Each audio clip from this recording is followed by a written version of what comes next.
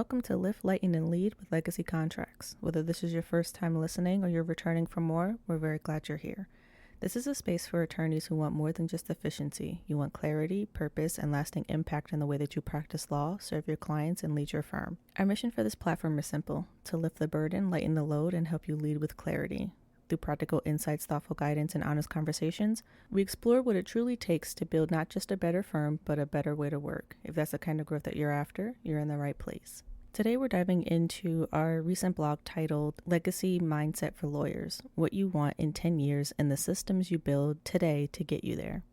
We were intentional with doing this blog at the end of the year because many law firms and really businesses in general, they get pretty busy with the last couple of months of the year trying to make sure they accomplish all of their goals, complete all their tasks, get all of their cases completed or as far as they can for their clients in the final quarter of the year. And it's normally during this time that a lot of law firms and attorneys in general really put off thinking about their goals, not only for the next year, but in the years to come.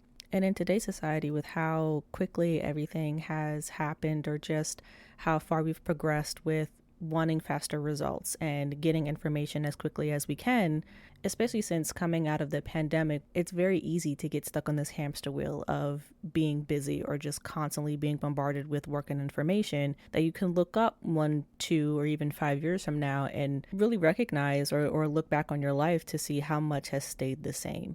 So I think this is a pretty important topic to really pause and reflect on, to make the most of your time, but to also think about the future and what you're working towards and how you're going to take the steps to get there. So for us at Legacy Contracts, we've taken the time to really look ahead for the next 5 years. And we have all these on our website, but what we've done is that we've looked at and really dubbed themes for each year. You know, this year, our main theme is focusing on living in the gray and what does it mean to not be so black and white that really law kind of resides in. There are a lot of gray areas depending on the categories of law that you go into, but for the most part, it's pretty much black and white. And so for us, we thought that it was a very good idea to really look at and dub 2025 as the year of living in the gray, and what that means, not just for us, but the products and resources that we put out and how we attract and do work for our clients. So these themes really help us get focused and centered on not just those things, but the narrative that we're trying to establish and the groundwork that we want to continue digging up for our company and the direction that we want to go in. It also gives us a focal point to constantly remind all of us about the vision and our mission that we have in helping attorneys, and law firms across the U.S. If you get to a point where the work gets too busy and things get too hectic, it's a very good reminder to kind of reel you back in to say, we're living in the gray this year. So how can we navigate our day-to-day basis and really the entire year to remind ourselves and keep ourselves grounded with that in mind? And with that being said, we do want the same for your firm.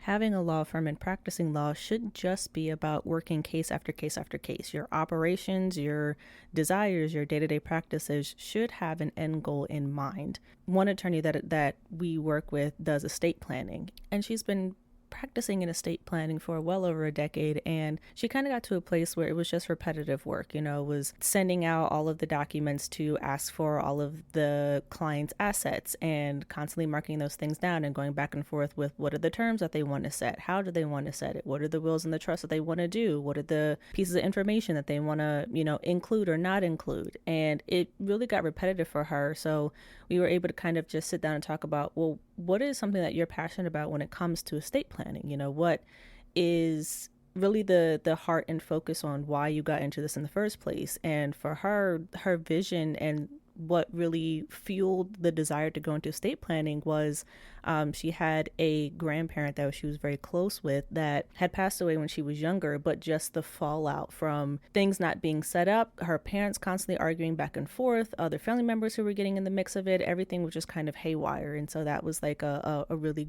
good foundation for her to get into estate planning and just make sure that didn't happen for anybody else. But she kind of wanted to dial it back to say, with helping clients on a day-to-day basis was great, but she wanted to go a little bit deeper into getting to the foundation of it. How do we prevent the fallout from happening with not just estate planning, but going a little bit back from that, starting making your starting point a little bit further.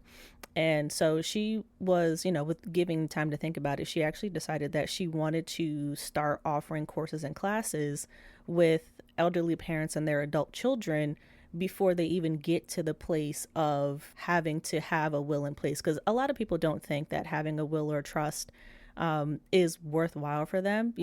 When people pass away, it's like, well, that's not for me to deal with, that's for everybody else. But if you kind of let them know, like, hey, you might want to look at this, a little bit deeper, and not leave your family in such turmoil, or even so, leaving it up to the state to decide, then, people can kind of see why having an estate plan or, even a will or a trust would be beneficial to them. But she wanted to start back with working with nursing homes and just kind of being able to give elderly people who are in nursing homes just something to think about, something to do, and also create a space where their adult children could come back more often to also learn with them as well and be better prepared for that.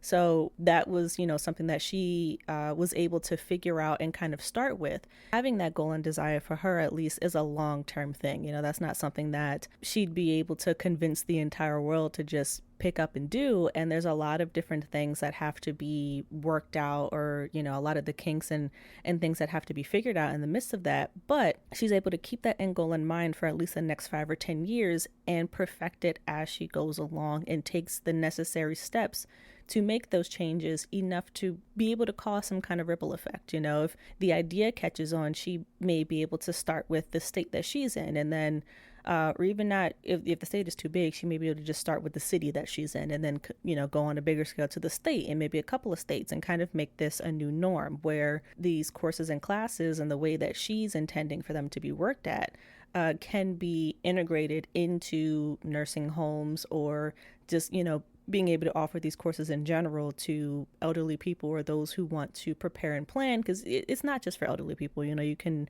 have estate planning for anybody because anything could happen. But being able to have a starting point with this and allowing it to kind of take on a life of its own if the idea kind of catches on, and other people or areas where maybe high school people or those who are in college or those who are trying to, figure out their life can think about as well. But she's, starting with just the next 5 or 10 years with building this and giving her law firm and herself included an end goal to work towards, and a good mission to really focus on.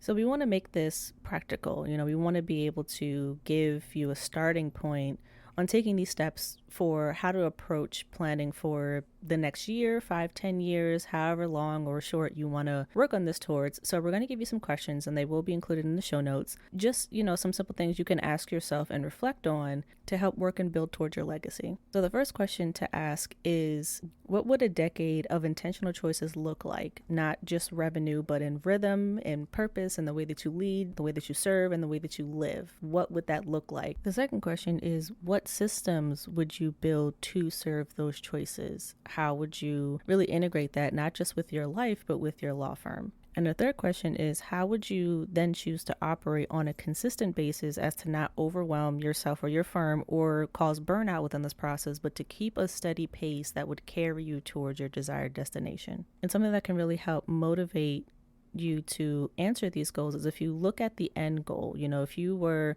yourself 10 years from now and that version of you walked into your office today, would they thank you for what you're building? Would they be proud of how you're starting? Or would they have to start again and just rebuild everything from the ground up? What would they feel? How would they kind of talk about what you're doing? And what are the overall choices that they would make if they had to do everything again? The intentions and the hope for this is to make sure that you don't drown in the constant revolving door of legal cases, but it's to make sure that, if you so choose, you can leave your mark on this planet. Between 2024 and 2025, there's a website that we'll include in the show notes that counted out how many law firms there are in the U.S. alone, and there's well over 418,000 law firms. Giving you this number is not meant to intimidate you, but we're trying to do two things here. We're trying to show you that, you're not alone on your path of justice and taking on these legal cases for your clients, because it is clearly very much needed in our society today. But we're also using this to point out that you can make your mark with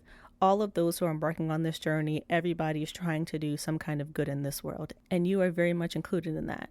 You fight for your clients on a daily basis, so we just want to make sure that you also include yourself in the list of those who deserve happiness. So if today's concept resonated with you, you can read our full blog on our website titled Legacy Mindset for Lawyers: What You Want in 10 Years and the Systems You Build to Get There. Or you can listen to our AI version of the full blog, which is also on our Legacy YouTube channel. Here in this podcast, we'll delve deeper, exploring the concepts, culture, and practices that help you build clarity through calm. We hope today's insights help you practice with more calm, confidence, and clarity. Remember, law firms are not built overnight. They're built every day you choose to grow. This is Legacy Contracts, and until next time, keep leading with clarity.